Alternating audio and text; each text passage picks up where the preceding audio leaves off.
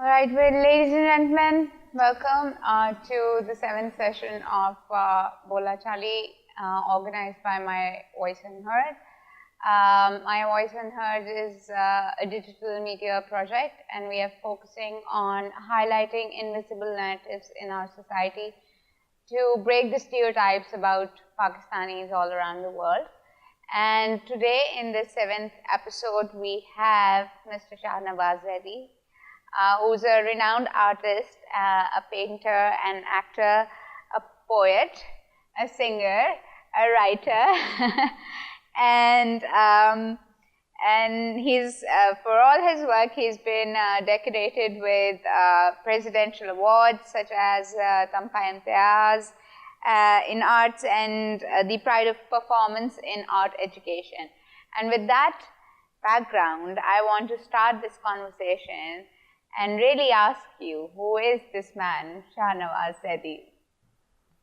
Oh my God, you're supposed to start with some easier questions, isn't No. it? Well, I think this is, without being humble at all, a very ordinary person. In the sense that I have never been outstanding in my school or college or any time in my life, actually, perhaps. But basically, I think creativity is my strength. That I am not a conformist, that I questioned and I was not satisfied, never satisfied with the answers which were provided beforehand. So I looked for my own ways and tried to do whatever I could. All right, we'll get back to those ways. But before we go towards that path, I want to go to your childhood. And I want to ask you, what's the fondest memory you have from your childhood, and what was your childhood like? Well, I think my childhood was very ordinary. In the sense? In the sense that my parents actually migrated from India. They were from Muzaffarnagar in Meerut, somewhere near in UP. And after the partition, they migrated to Pakistan. I think after a couple of years, not at the same time. And for some funny reason, they settled in Mandi Bhavdin. Mandi Bhavdin is now quite a city, but at that time it was a small town, a very small town. And we lived there for, I think, about 10, 12 years. All my childhood was spent there, that is.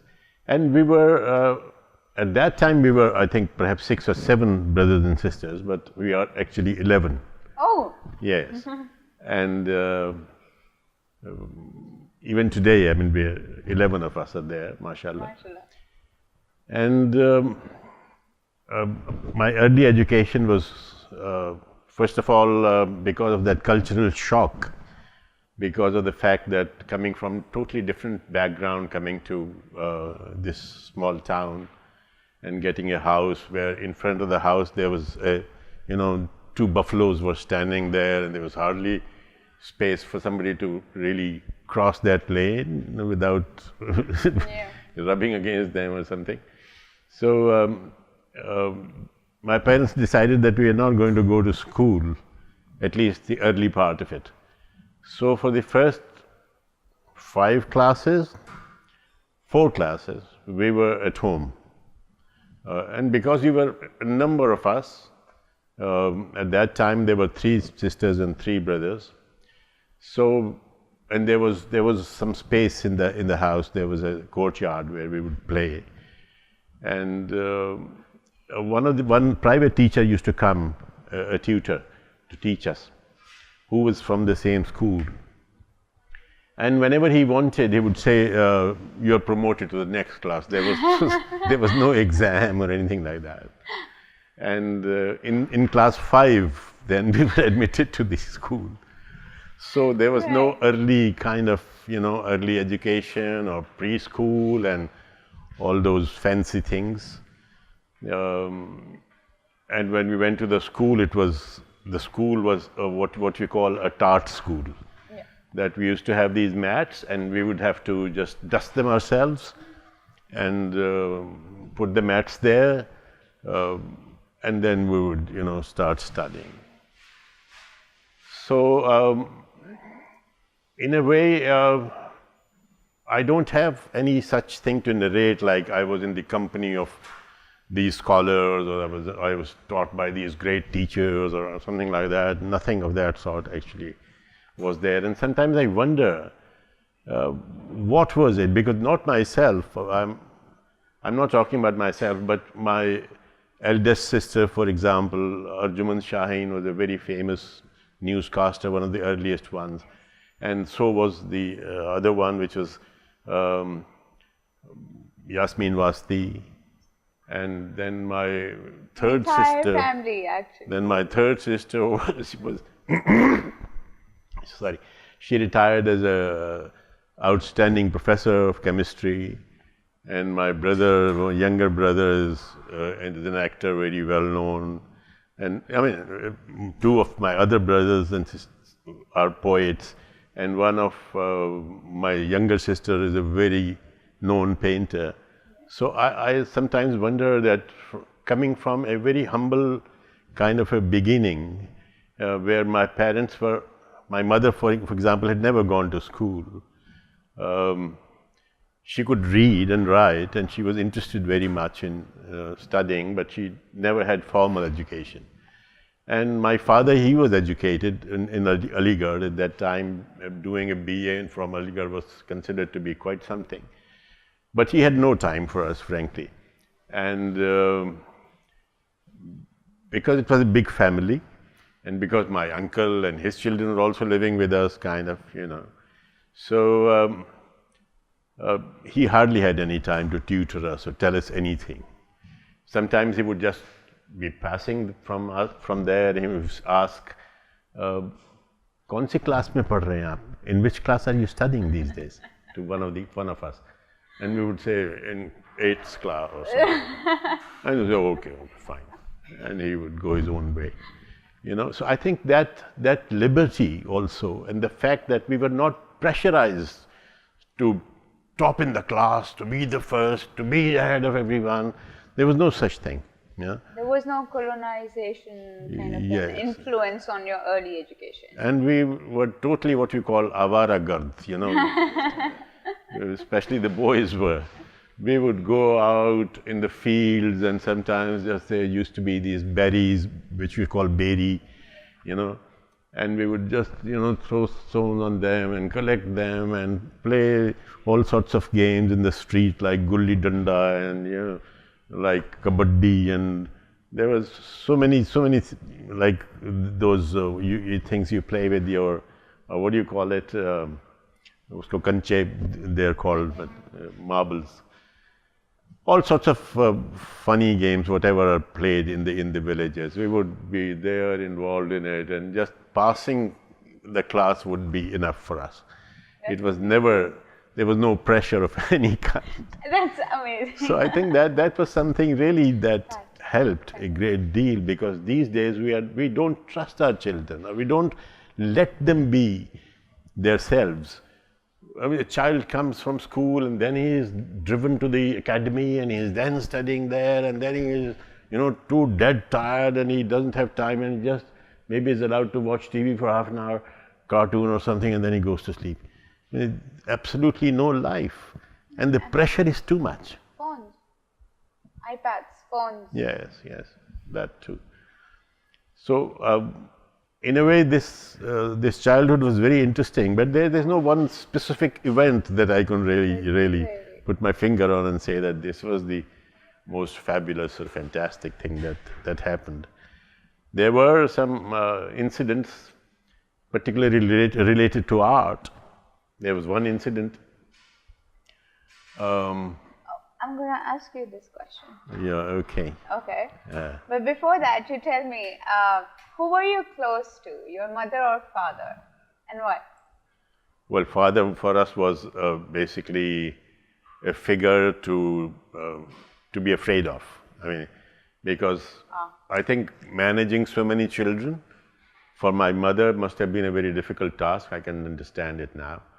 And she would just make us scared of him. Wo aa gaye, matlab he's come there, you know. And we were not even allowed to listen to radio or anything of that sort when he's there. But although he was a very kind person and not at all that type, but we were always under this awe of his presence, and we would hide here and there and, you know, just try to disappear. So with father we had hardly any connection. Even when I grew up, even now, I mean, recently when he passed away, up to that time I was not able to be frank with him or to, you know, say anything to him. This hindrance always stayed there, unfortunately. And that is why I thought that with my children I'm going to be like a very close friend. And I tried to do that. But I think overall the influence of his personality, because he was quite a creative person himself, and he could do many things which were creative. He was a good photographer, and he had a lot of equipment, camera, the old type, you know, in which you put this curtain on you and you know, that sort of yeah, those kind of things he would do, and make small things with reed, you know, for us to play and things like that. So I think that he was a very creative person, but in his own work, and because he had to make a living, and we were too many of us, so we hardly had any interaction with him. With the mother, of course, everybody has interaction with the mother, but I was personally, I think, not really very much attached even to my mother. The sisters were, they remained till the end very close and, you know, sharing everything with her, but I was a little, you know, hesitant even in that. Okay, all right. So, as a teenager, did you envision yourself the same way that you are right now? Or did you have other plans, like, you know, always parents would pressurize or have expectations that, you know, you be a doctor or an engineer. So did you have that, or did you always envision yourself? Well, I think I was always a dreamer. I've always been not a very practical person, unfortunately, but very sensitive. And I remember that when I was very young, then I would cry almost at everything and hide somewhere, and I'm thinking in my mind, yeah, these parents of mine are not maybe the real parents, of, you know. Such thoughts would come to my mind, and I was extremely overly sensitive. But of course, art was not anything at that time, because in the school there was no encouragement for art. Although we used to have a subject of drawing, but that was later on. I remember that in the school, when I went to the 5th class, I was good at drawing even at that time. So I used to draw some faces, maybe faces of some actresses or whatever I saw in some of the magazines, copy them or something. And I once drew in my book, which was supposed to be, I think it was some maths or something else, something like that. And the teacher was checking the homework, and when he checked and he saw that, he really flew into a rage and he said, "What the hell, you know, spoiled the whole book." And he told me to become a murga. Oh. That was the first time, and then he kicked me on my, I'm rolling down there, you know, banging against that wall, and then he tells me again to do that. And it gave me hell of a punishment for making those drawings. But of course, I mean, I never gave it up. I just continued with it. And like every other male, I think, boy at that time, either we could be an engineer or a doctor, nothing. I think there was hardly a third choice. There was no third choice at that time.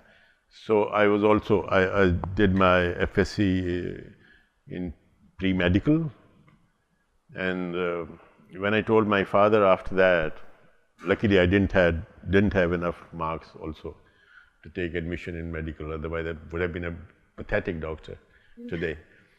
But you'd be so creative with the surgeries. Yes, I would be crying with every patient. And so when I told him that I want to do art, my father was he was a very liberal person, but he was shocked. And he said, after that, what are you going to do? Are you going to paint these boards of the cinemas or something like that? Because that was the thing that the painters used to do at that time. And but I said, I don't know what I'm going to do, but this is what I want to do. And he said, okay, do what you feel is good for you. So I went to the university, I appeared in that test, I was very good at it. And then I mean, that was not something that I really worked very hard for. It was just there in me. I mean, I cannot take any credit for it, unfortunately. It was embedded in you. So, coming back to your childhood, so was there any incident or any person who influenced you in a way that has impacted your work? And now you can answer what you were saying, that thing about the influence. Yeah, well, my eldest sister, Arjuman, was somehow, because girls were allowed to do, I think, such things, she was doing fine arts. And that was, I think, in her intermediate. But Anna Molka used to teach there in Lahore College at that time. She also used to go there, although she was in the university basically, but she would take classes there as well, and also in Alhambra. So she used to make drawings, life drawings, and I would be fascinated when I would look at them, and I would try to copy, and sometimes I would think, yeah, I've made as good as her, So that interest was somehow there, but nobody was really noticing me in my, brothers and sisters.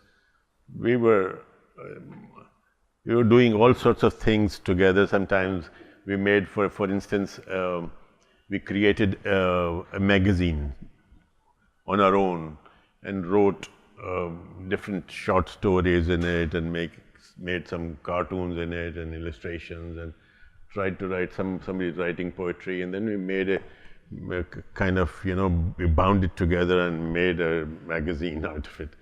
Because at that time in our house, actually, a lot of literary magazines used to come. My mother was very much interested in reading, and my father was also. So we would have Nakush, and we would have, although we were not allowed to read them, there was a magazine at the time called Naqad, and there was another one which was called Ruman, and then there was Shama, and all sorts of magazines used to come to our house.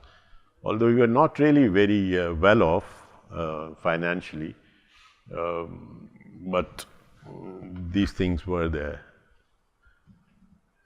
So, but not really, I mean, as such, I had not the opportunity of meeting a very renowned artist, or being in the company of a great poet, or great scholars, or something like that. I completely missed on it.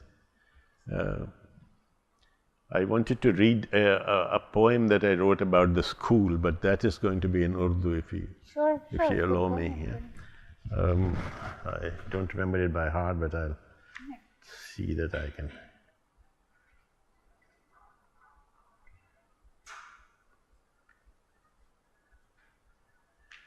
मेरे मोहल्ले से आगे जौहर के किनारे उड़ती मिट्टी के पीछे एक मकतब था, हम जिसमें सहरदम लंबी कतारें बांध के बाहर दुआ तराना और नमाज पढ़ा करते थे, और फिर बुझी हुई आंखों बोझल पैरों पर वापस चलकर खुद से भारी बस्ते अपनी कमर पे लादे जल्दी जल्दी अपनी क्लास में आ जाते थे। टाट झाड़ कर खूब स्लेट को चमकाकर उस्ताद का हुक्का भरकर पढ़ने बैठते थे और रटे हुए असबाक की बाजी खेलने की कोशिश करते थे। हम सब में से एक को भी मालूम नहीं था लब पे दुआएं बन के तमन्ना कब आती है, क्यों आती है। ब्लैक बोर्ड पर लिखे तिलिस्माती अल्फाज का सूजे हाथों की पोरों से क्या रिश्ता है। ज़ोए ज़ाफ़क़ल आदे आज़म बाग़ का रकबा 230/41, ये सब क्या है। सांस गले में क्यों फंसते हैं, उंगलियां काली क्यों रहती हैं, मेहरबान उस्ताद के आगे घुटने कांपने क्यों लगते हैं। उम्र कटी पर हरफ तमन्ना और लबों में बोध वही है। लोगों और हिंसों का खौफ अभी तक सीने पर बैठा है। अफसर की ताज़ीम में आंखें झुकी हुई हैं, गर्दन खम है, दिल बागी है, बख्त स्याह है। This is one of the poems about the education in my school. So, what made you switch from? I mean, we all know that you were an actor and performed in this 90 or like many performances. So, what made you switch from performing or being in the media to academia? No, actually, academia came first, because when I qualified from the university, fortunately or unfortunately, I had very good position, and Anna Molka, who used to be our teacher, she said that instead of doing any private job, you should start teaching. And I was interested in teaching even at that time, because I remember that in my final year class, I used to just pretend to be a teacher, and I would say, everybody sit and I'm, going to teach you history of art or something like that.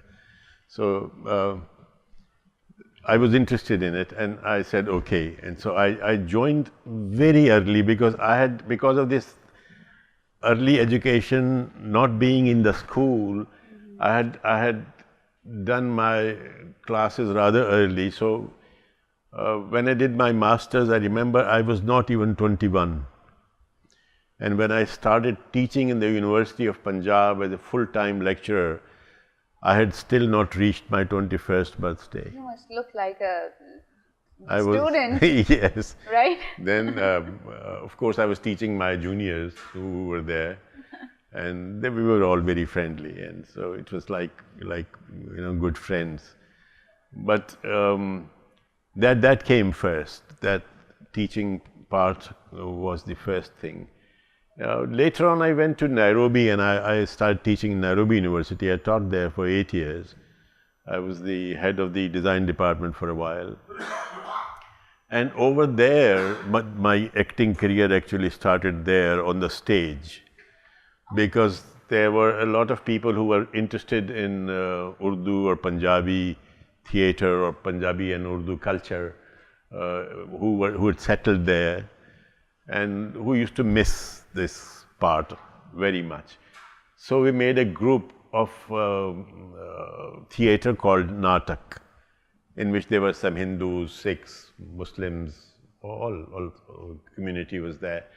And we would write plays and design things and act there, and acting, direction, set design, everything I have gone through over there. And we did some very serious and very good plays. Some, by serious I mean of a good standard. So my acting career kind of started from there. And then when I came back, then I went to the television. But in the beginning, I didn't go there as an actor. I was doing a program which was current affairs program. It was called Hafta-e-Rafta. It was about the past week, the whole current affairs of the past week. And I did that for 2-3 years continuously, but that was not something I was not really very interested in that. I used to tell them, yeah, I'm more interested in singing, so why don't you give me that? And they would say, no, you have to do this. Later on, I learned that because at that time the government was Ziaul Haq, General Ziaul Haq, and he used to watch the television programs. And once, perhaps just like that, watching that program, he must have, because he used to communicate also, so he must have written a note saying that this anchor or whatever is good and the other one is not that good. So after that, whenever I would say that I don't want to do it, the producer would say, no, sir, you have to do it, nobody else, you have to do it. And I used to wonder, yeah, people say that, these producers don't give any lift to anyone, and their poor fellows are after me for nothing. And what is it? What is going on? When Ziaul Haq's government finished and people's parties took over, then somebody called me from the PTV and they said, sir, you have been blacklisted by the new government. Oh. I said, I've been blacklisted for what? Because I was never in favor of General Ziaul Haq. And but they said, because in your file, there were some praises about you written by General Ziaul Haq, so they thought that you were his kind of special person. So I said, yeah, forget it. I wanted to leave this in any case. I said, yeah. Thank God, yes. Thank God, yes. Liberty. So acting career started a bit later. But I was into singing at one time a lot, and not really as a professional singer, but as somebody who would, because I had not really learnt it as such, but just on my natural talent or something. So there was a time, I think about 20 years ago, when people in Lahore knew me more as a singer than anything else. And I want you to talk about it. They didn't know that I was a painter or... Sorry. So what about your singing, and what kind of productions have you made? What are you more inclined towards? Well, I was more interested at that time, and have always been actually, in the music of the, what we call the new theatre, which was, you may not even have heard about it, which was Sehgal, Pankaj Malik, Jagmohan, and of course Mukesh and these people joined much later, Talat and these people. But basically the old songs. And because myself and my younger brother Shahriyar were very much interested in music, and we remembered thousands of songs. I mean, any song you would think of, we could sing.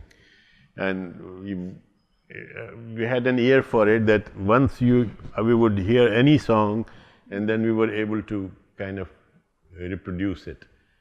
That was something natural.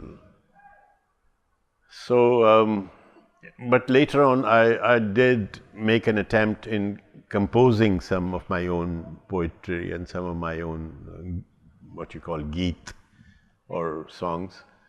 And I wrote them, and then I made music for it, and there was an album which I released long time back. And what were those geets about, mostly? They're love songs, of course. Oh, okay, love songs. What about your paintings? What kind of art would you do? Yes, basically I was trained as a graphic designer. Okay. Because I wanted to take up painting, but my teacher, Adam Olkar, did not allow me at that time. Because she said, "Okay, you are a man and you are going to starve. What are you going to do all your life?" Because at that time, the painters were really in a bad way, financially. So she forced me kind of to go into graphic design. But I continued on my own. doing sculpture and painting on my own. I just went ahead, and then, of course, I was at one time I did some work for advertising, a lot of work for advertising also in an advertising agency.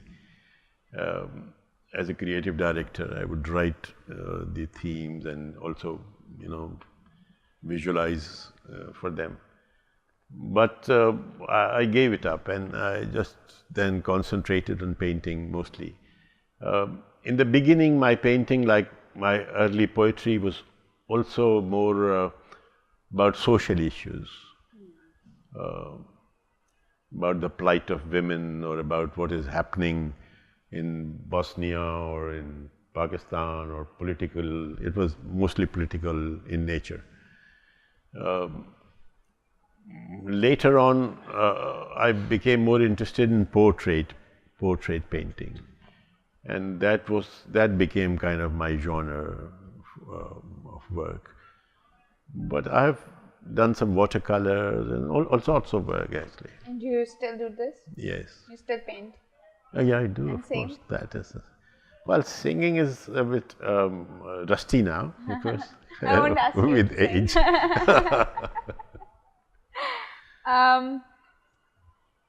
So how is working with media different from academia, and what nourished you more,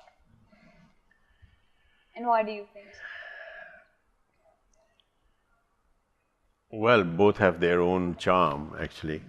The problem with the media is that, especially acting, if you're talking about acting, because if I've worked as a kind of what do you call it, voiceover person, doing recording for my voice, and that's a different, I think, genre altogether. But as an actor, the only problem that I faced was that actors are supposed to go there to the site or wherever where acting is to be shot, and sit there almost the whole day. People sell their day to them, and I feel very uncomfortable when I have to just sit there, wait for my shot, and acting in this drama business, it's very difficult to manage time by the director or whoever is there, because sometimes you're taking one scene and the scene takes much longer than expected. It always takes longer than expected, as a matter of fact. So your turn may come much later than it was calculated. And they also cannot rely on this fact that at the same moment they would say, okay, at 5 o'clock you're supposed to be here, and the person comes at 5, because then if he doesn't come, there will be problems. So you're supposed to come much earlier. And I used to wonder, I used to ask some of the very senior people who were there acting with me, yeah, how do you do this? And because, just sitting there and waiting, and they said, "Bhai, we are not bothered about that, we charge on daily basis." So when I have said I'll come for so many days, then from 9 to whatever, 9 to 9, let's say, or 9 to 12 at night, I have given this time to them. They want 1 shot, fine. They want 10 shots, fine, no problem. I'm there. So I find that a bit disturbing, although I really enjoy the work, and but this part of wastage of time is something. Although sometimes I read there, but it then looks odd that one person who's not communicating with anyone, other people are enjoying talking to each other or something, and one person is sitting is pretending to read and as if he's something very special. So that looks also odd. So that is the only hitch which I think in acting I faced. Otherwise, it is something very, very interesting, and of course people recognize you much more if you are an actor than if you were a painter, because as a painter, perhaps nobody looks at you or says, hello, hi, or anything of that sort. People don't even know you.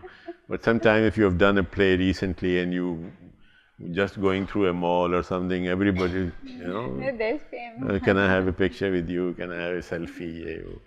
So it is kind of, it is interesting also that way. Yeah. I see there's you have very diverse interests and it's Yes. kind of hard to, Actually, balance. poetry is something which is very, very close to my heart. Okay.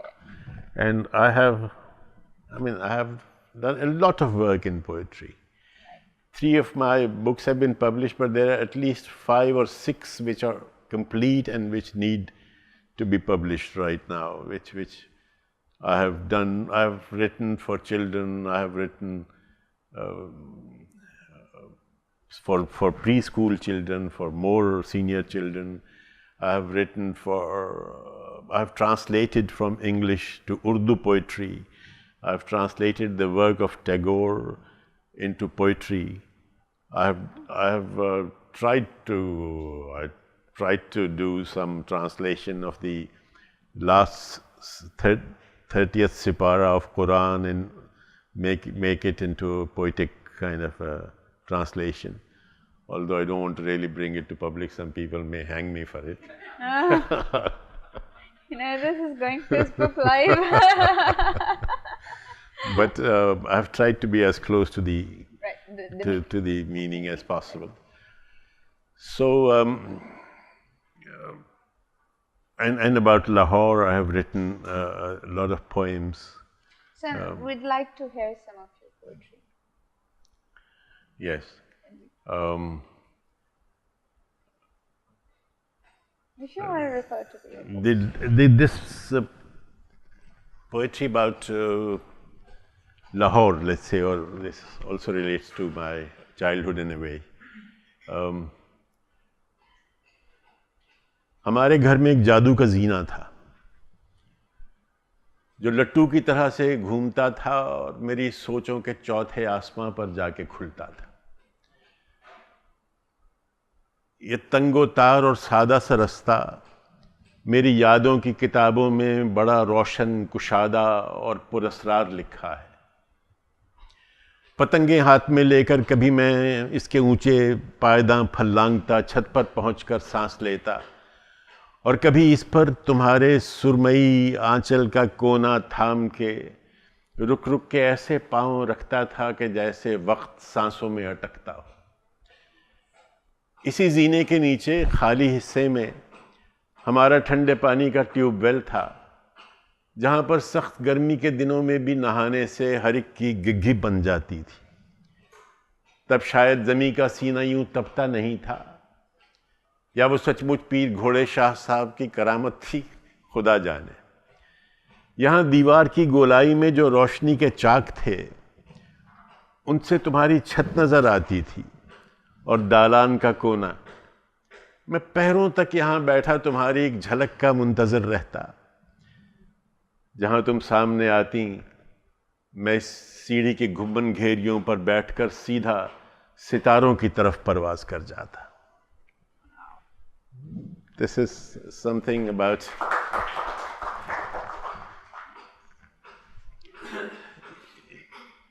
a little disturbing noise is there, but never mind. There is a poem about, it's called Darkhast, a request. ताल्लुक इस तरह तोड़ा नहीं करते कि फिर से जोड़ना दुश्वार हो जाए। ताल्लुक इस तरह तोड़ा नहीं करते कि फिर से जोड़ना दुश्वार हो जाए। हयात एक जहर में डूबी हुई तलवार हो जाए। मोहब्बत इस तरह छोड़ा नहीं करते।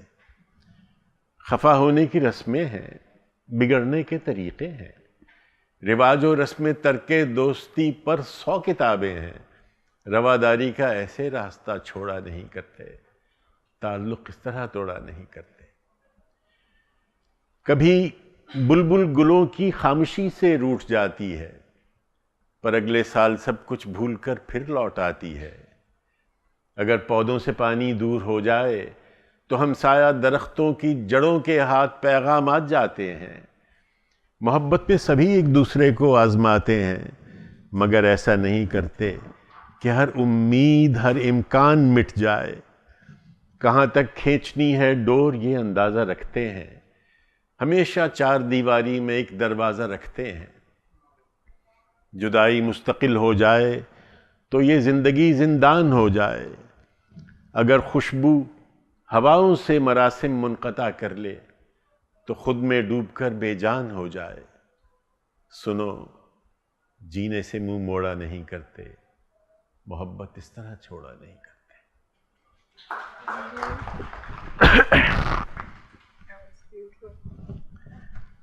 Would you like me to say something else? Yes, Okay. one more.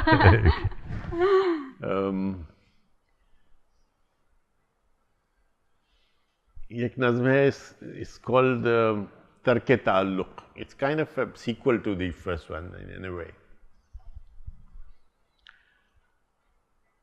हमारे दरमियाँ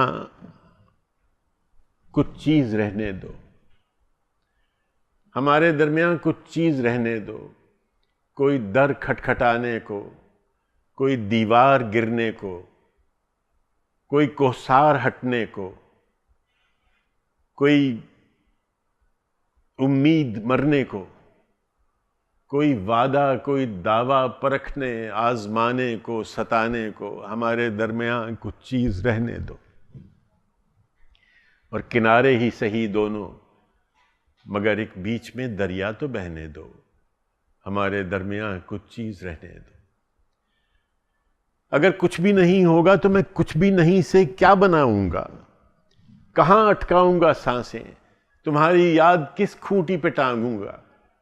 हवा के हाथ पर लिखकर नहीं जाओ, हवा तो सब मिटा देगी, भुला देगी।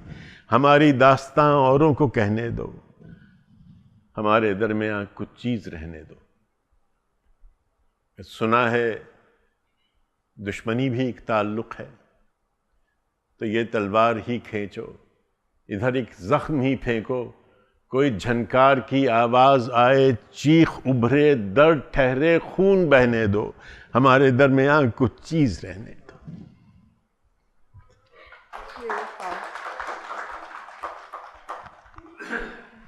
I think we should stick to the poetry.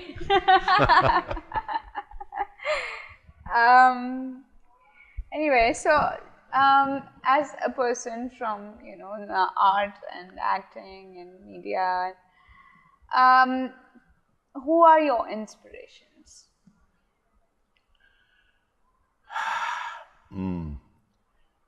Well, I think in poetry,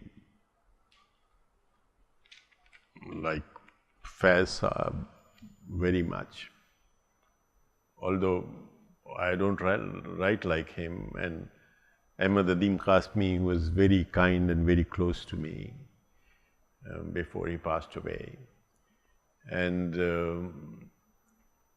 of course, Ghalib, who's supposed to be the master of all times.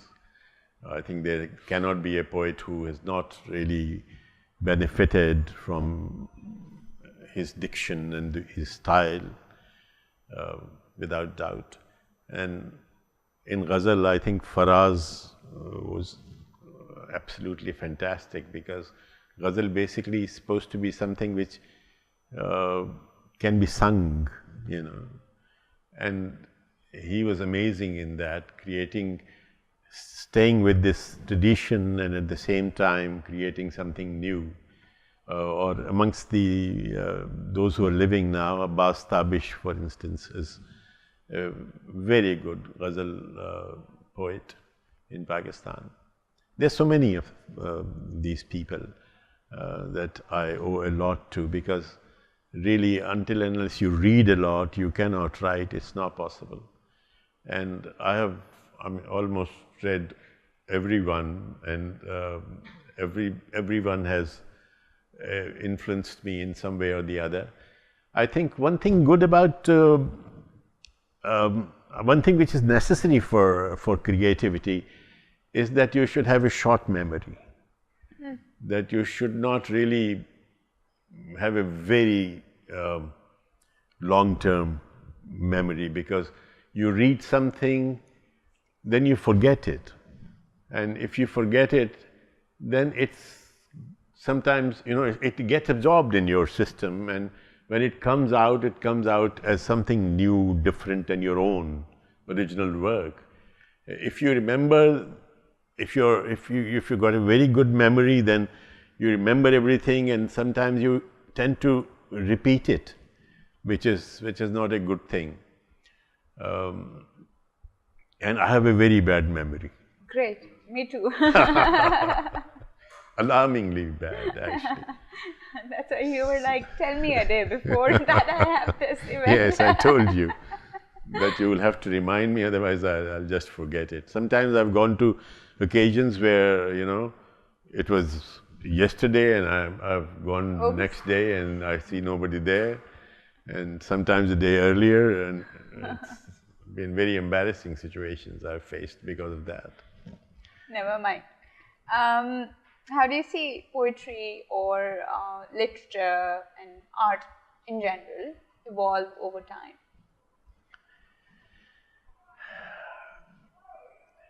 Well, I think arts are finding their place in Pakistan particularly. There was a time when the image of the artist was someone who's dirty, with long hair and a beard which is going haywire. Like a philosopher. Yeah, like a philosopher, and doesn't know anything about his clothes, and he's got a broken shoe and all that. But and it used to happen also. But things have changed now. A lot of people have become quite successful in their endeavors, and financially also they have made money.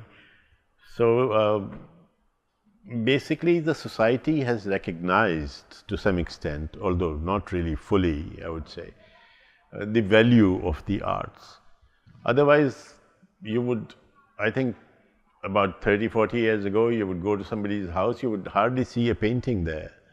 You would maybe see a photograph or some calligraphy or something like that at the most. I'm not saying that calligraphy is not art. I think calligraphy is absolutely, it can be absolutely amazing and almost something which is sent from God, because the excellence that is required for that is, I really admire that. But art has its own, importance. I think the difference between a painting and a photograph, for instance, is that if you go to a photographic exhibition, without really being, if the I'm not talking about professional photographers who are very good. I hope they will forgive me when I say that. That when you go to an exhibition of photographs, you would just see, you pass. Hardly any picture would have that power to hold you there for a considerable period of time, because they're there, you can recognize them, and they're. But any painting, I think, comparatively, has got more holding power. You can discover something new, different all the time in it. The strokes, the way the color is applied, the texture, the whole composition. I mean, you always can discover something different and new, and it has the power to hold your interest. There are people who just, you go to an art gallery internationally somewhere, and see some work, you just want to get lost there and stand there, and you could stand there for all your life almost, if your legs would allow it. I think art has got tremendous power. Yeah, I think, where language, philosophy, psychology ends is where art begins. Yes. But language has its own excellence, and I think we are kind of losing this value of something well said. we are just becoming careless about our expression. We're not really bothered anymore, particularly our younger generation and what we are seeing on the television. It's so pathetic, people fighting with each other and arguing and not accepting anybody is not able to accept any, there's no such thing as truth. I mean, one person is saying something, the other person is saying just the opposite as convincingly, then, and they are at war with each other constantly and sometimes very rude to each other.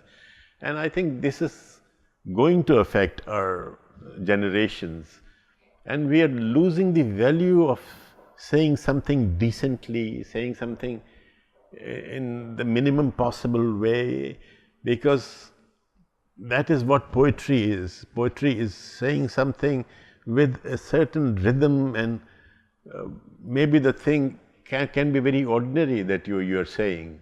Dil-e nadan tujhe hua kya hai? Aakhir is dard ki dawa kya hai? Because dekha jaye to, if you just look at the meaning, oh my stupid heart, what has happened to you, and what is the medicine or cure for this disease? But sorry, this is of course not what is meant. What is tujhe kya hua hai? There is a difference between tujhe kya hua hai and tujhe hua kya hai. That finesse of it. Tujhe hua kya hai means that you have asked this question a million times before also. It's not just saying tujhe kya hua hai. Tujhe hua kya hai? What the hell is wrong with you? Right? Without really saying this bad word of hell, what's hell, but in a very decent way, saying tujhe hua kya hai? And then when you say dil-e nadan, then there's a whole story behind it. Why is that dil-e nadan? What nadani has it done? There's a whole story which is at the back somewhere. And aakhir is dard ki dawa kya hai?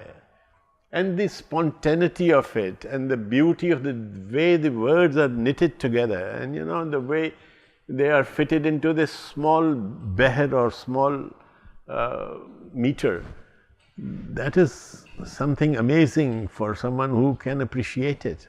And I think we should be able to do that. And you can't translate that experience. I mean, poetry at some level is about experiencing the linguistic of those words, how they're knotted together, and that in itself is an art. Yes, and because you cannot just describe the meaning and hope that you understand the poetry, because meaning it's like taking a rose, and in order to explain the beauty of the rose, you pluck every petal. You pluck the petals and you say, this is the beauty of the rose. The rose will not be left anymore, So if you take a piece of poetry or a sher and then you dissect it, there's hardly anything left in it anymore. It's in a context. Yes. Right? I want to also talk about your experience in Punjab, University of Punjab and ComSats, and now at the Institute of Art and Culture. How that has evolved and what have you contributed in terms of the literary works in art?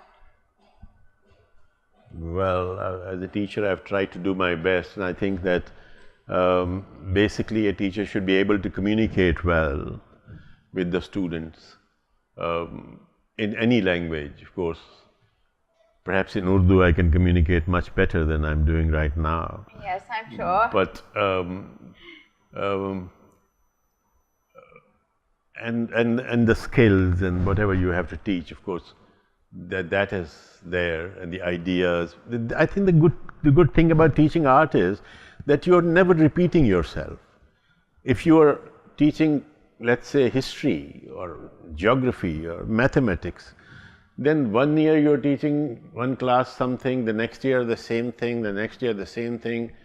There's a syllabus, there's a curriculum, you're according to that, you go to the class and you teach the same thing over and over, and after some time you become, of course, an expert in it, and you have no problem, and you are supposed to be a great professor. But in art, every time a new problem, every time a new challenge is brought by the student, for discussion. And that is the beauty of it, that you're never repeating anything. You don't have to repeat anything. Every time you're learning a lot, because something which is being presented to you for criticism or anything is so different and so unique, you have not seen it before. So your own development is also taking place. It's not just something that you're teaching, because I think you cannot teach. After teaching for so many years, I've realized that you can learn. It's possible to learn, but it's not possible to teach.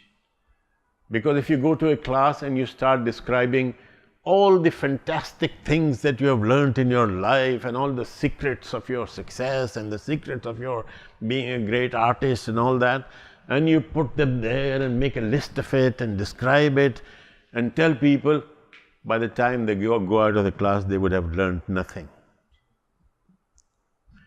But if somebody is struggling and trying to find on her own or on his own some problem and faces a problem and comes to you, and you give even just a little indication and say, just look at it like this, it can open hundreds of doors for you, for a searching mind, for somebody who wants to learn.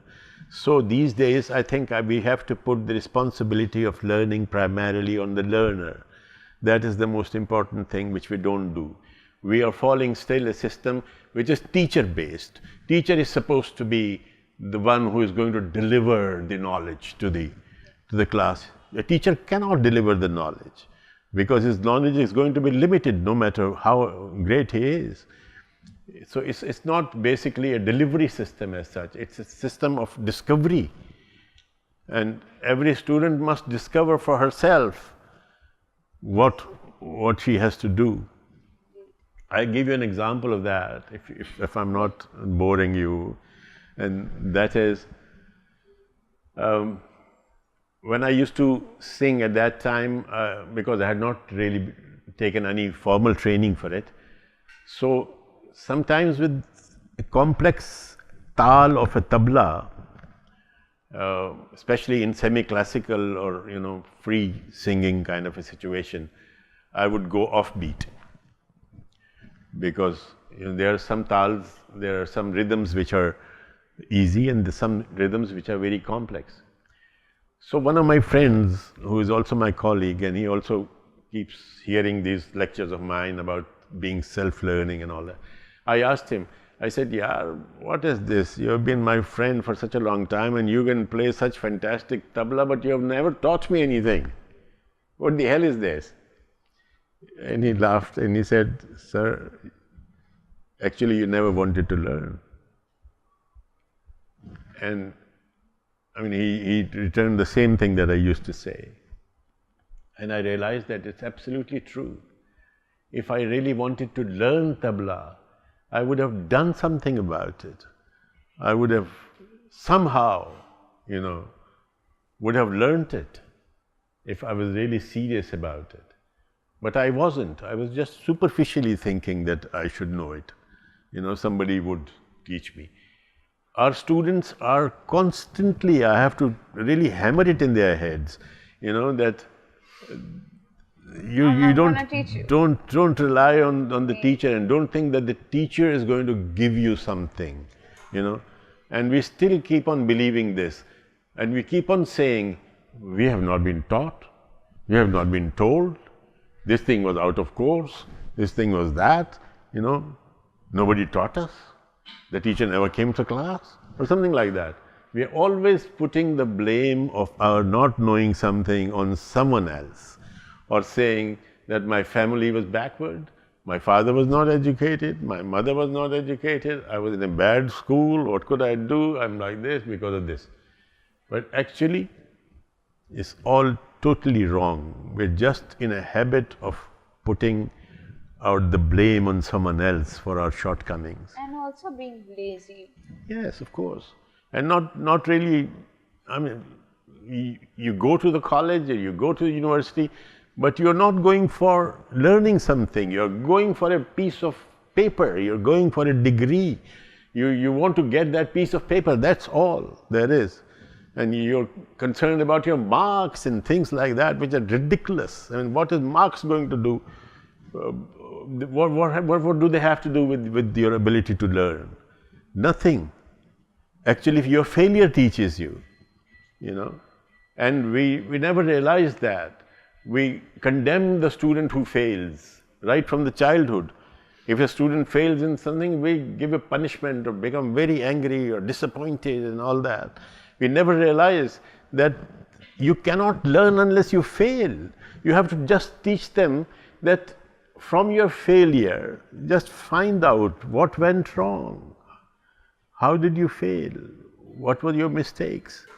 And try to do better next time. But we never do that. We get angry, we get out of our head, and we just make the student also feel inferior and not able to do anything.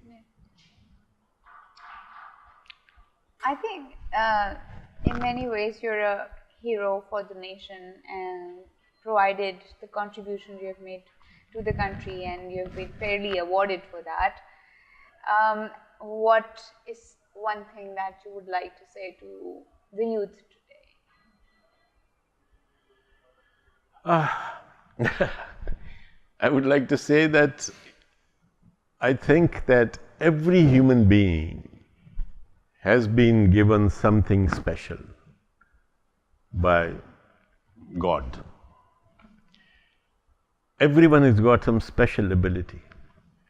We have to discover what special ability we have been given. Maybe I'm given the ability to be a good mountaineer, to do mountaineering, and I'm trying to become a doctor or something like that, you know. You have to discover what you're born with, what is your talent. Discover that and then follow that as your profession in life. Because then you will never feel that you're working or you're tired or you're sick or, you are doing something that you love. You got to do something that you love and love what you do.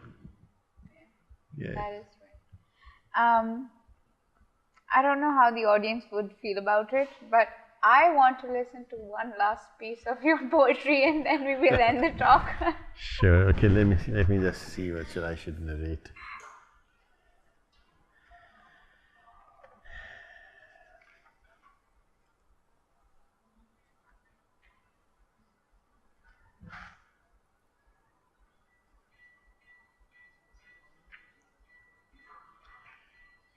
This nazm is called मैं कुछ भी नहीं. I'm nothing. अगर मैं डाकिया होता हवा के हाथ से लिखे हुए फूलों के खत लेकर तुम्हारे घर पहुंच जाता. अगर मैं डाकिया होता हवा के हाथ से लिखे हुए फूलों के खत लेकर तुम्हारे घर पहुंच जाता. जुलाहा में अगर होता तो खड्डी पर तुम्हारी सांस से चादर बना लेता. अगर मैं बागबान होता गुजरते बादलों के हाथ से छागल पकड़कर सूखते पौधों के पैरों में उलट देता. सिपाही में अगर होता तो बच्चों का तबस्सुम जमा करके दुश्मनों की फौज को मगलूब कर देता. अगर मैं मिस्त्री होता तो सच्चे प्यार की बुनियाद पर रोशन ख्याली का जहां तामीर कर देता. अगर मैं मास्टर होता तो काली रात के तख्ते स्याह को मैं तुम्हारा नाम लिख लिख कर सफेदी में बदल देता.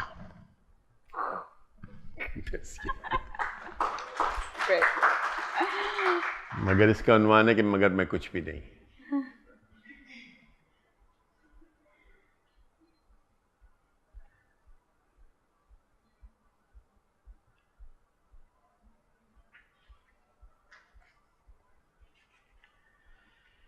एक आखिरी नज़्म अगर आपकी इजाज़त हो तो.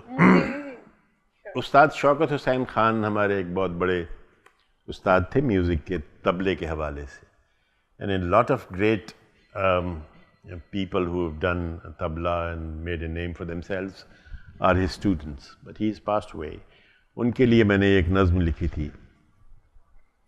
جب رقص کیا ایٹم نے، جب دل نے دھڑکنا سیکھا، جب خاک میں جنبش آئی، جب پھول نے کھلنا سیکھا، جب خالق نے بے ترتیبی کے امکان سے ترتیب چنی، ہر شے کو ایک آہنگ دیا، موسیقی کا آغاز ہوا. دھا ٹٹکٹ تنا کتا، دھا ٹٹکٹ تنا کتا.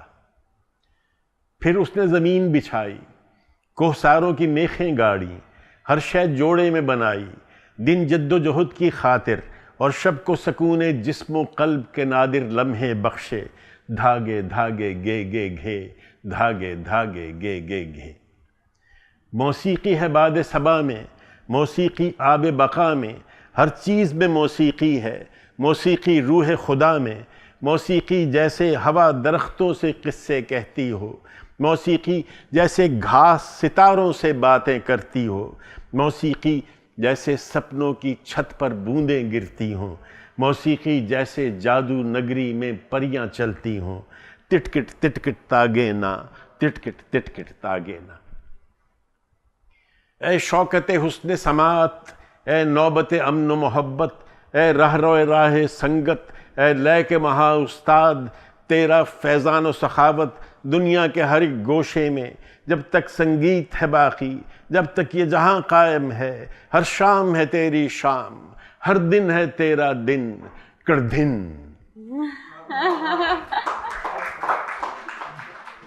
Great, great.